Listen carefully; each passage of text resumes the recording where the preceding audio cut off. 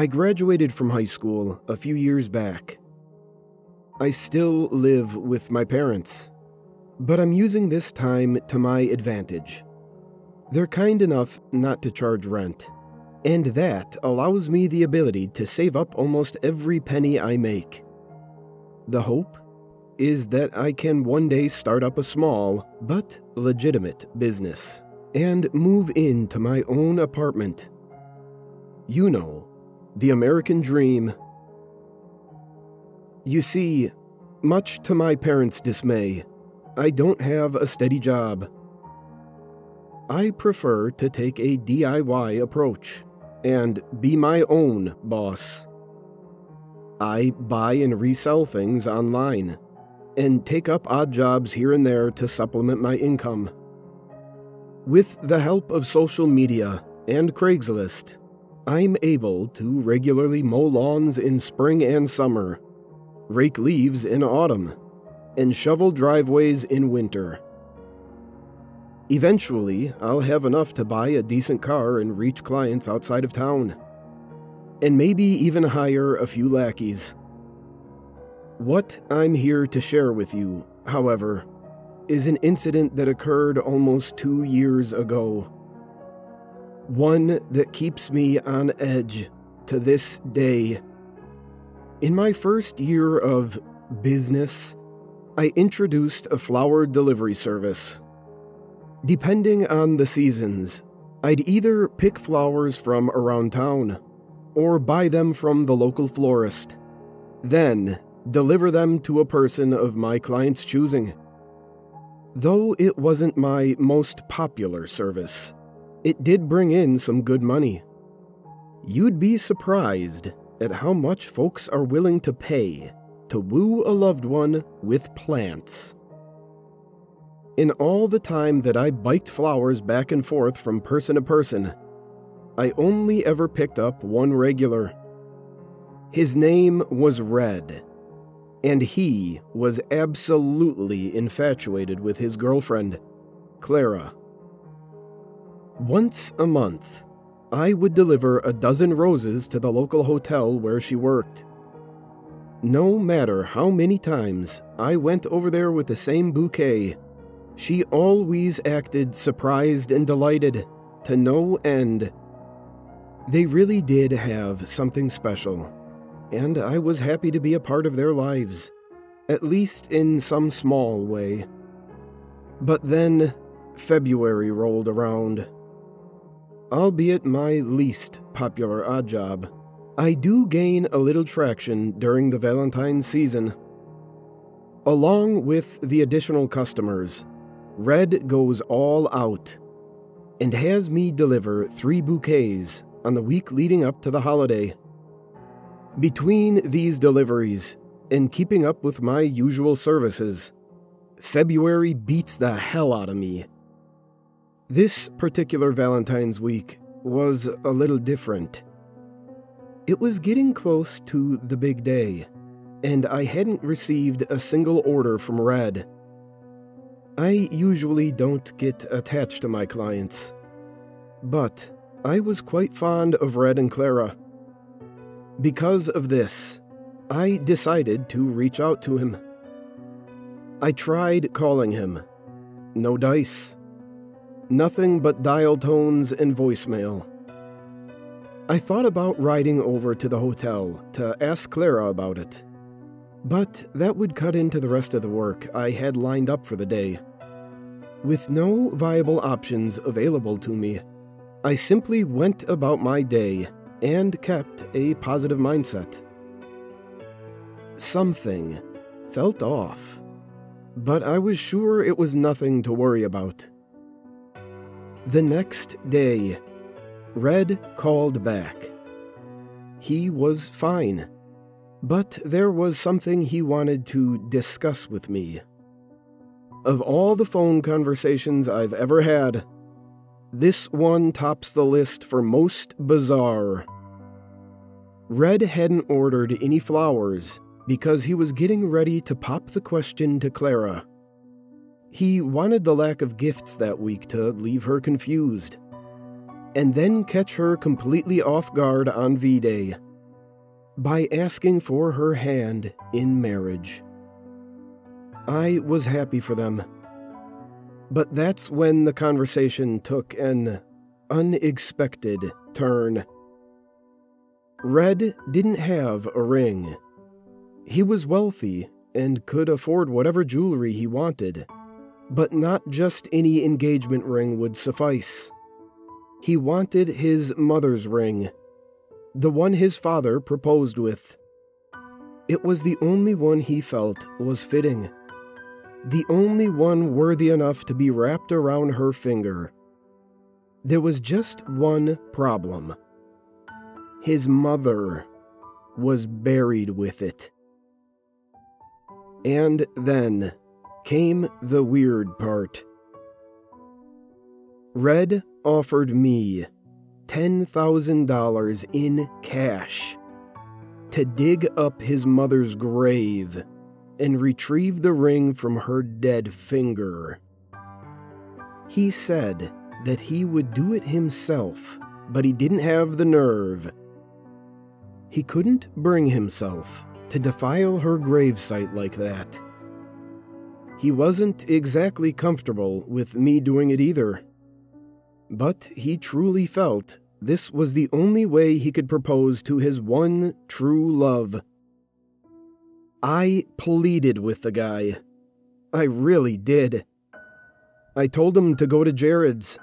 I mean, women love rings from Jared's. Seriously. But, alas, he wouldn't budge on the matter. And whether it was the allure of money that I could use to expand my business, or the desire to help out a desperate friend in need, I grudgingly accepted the job.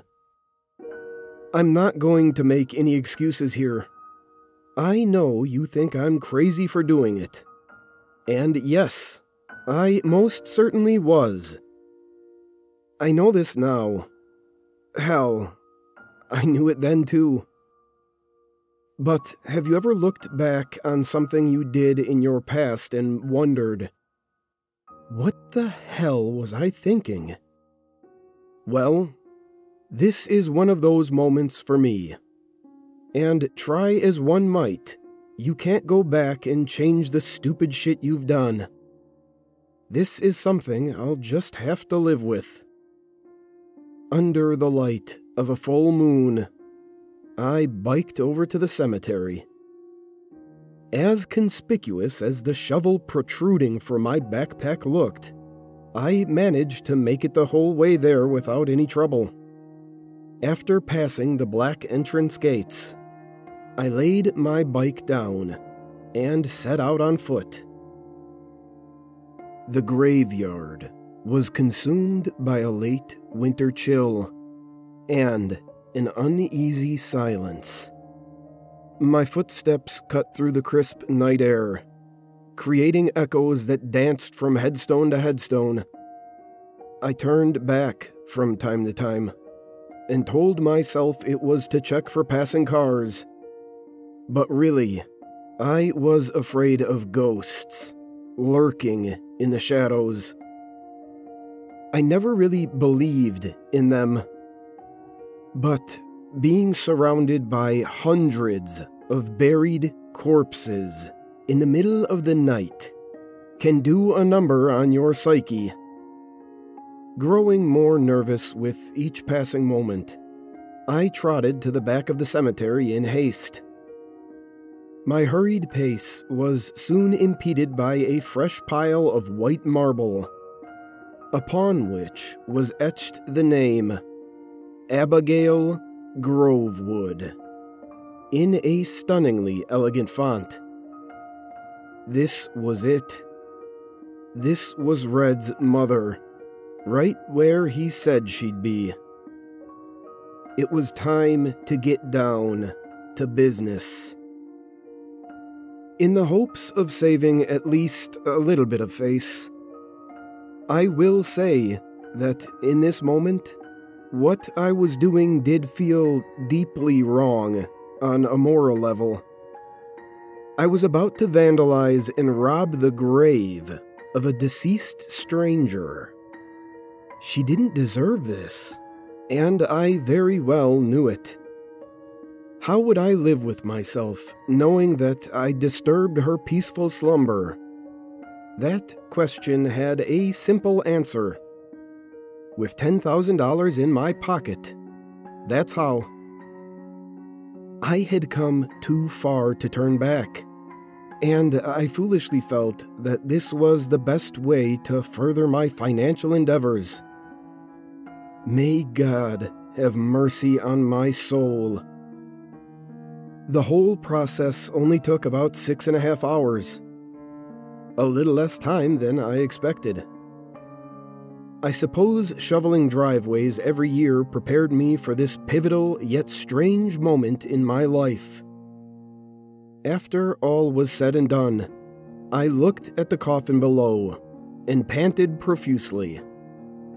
Despite being utterly exhausted, I had no time to waste.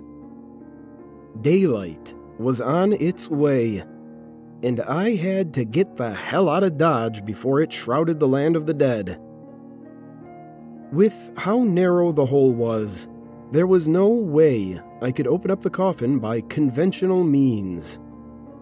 Adding insult to injury for poor Abigail, I had to use my shovel to break through the confines of her deathbed.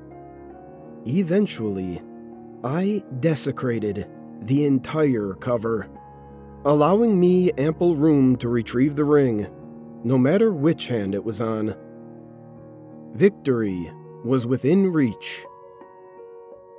Before taking my prize, I looked at the woman I was about to steal from. The sight of her corpse was a grotesque one. She'd only been buried for about a year, so her flesh had not fully decayed yet. It sat on her skin like batter on an undercooked drumstick. To top it off, maggots crawled around every inch of her surface. It was sickening. Just as I was about to reach past the flesh-eating bugs and grab Abigail's hand, something crazy happened. It was dark, that's for sure.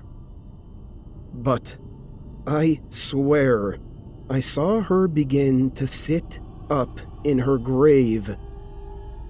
The movement was subtle, but it was enough for me to take notice. I was startled, but it took a few seconds for the gravity of the situation to sink in. When it did, I became so spooked that I hightailed it out of there without a second thought. And that is the gist of my late-night adventure. Pretty lame, right? I went through all of that grief just to chicken out at the last minute. Pathetic, I know. But you weren't there to experience it. As I climbed out of the hole, I thought I felt something brush against my ankle. Perhaps Abigail's brittle hands, attempting to pull me to my death. As I ran to my bike, I pictured her crawling up from her earthly tomb and chasing me down the road until I was inevitably captured. This was the single most frightening night of my life. I was scared shitless and didn't give a shit about Red or the 10,000. I just wanted to get the hell out of there. Of course, upon arriving home, logic set in, and I realized the error of my ways. It was entirely possible that Abigail was as still as a stone, and I only thought I saw her move. What I felt against my ankle was more than likely maggots crawling up my pant leg. I had let the eerie atmosphere of the cemetery get the better of me, and was now out 10 grand and a good friend. Just my goddamn luck. I almost went back.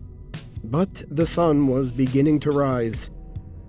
I couldn't risk being spotted and going to jail, though that was a likely outcome regardless. Instead, I wallowed in self-pity and ignored Red's calls for a couple of days. Soon enough, my failed grave robbery was all over the news. But here's the thing. When the police discovered my handiwork, something was profoundly amiss. Abigail's casket was empty.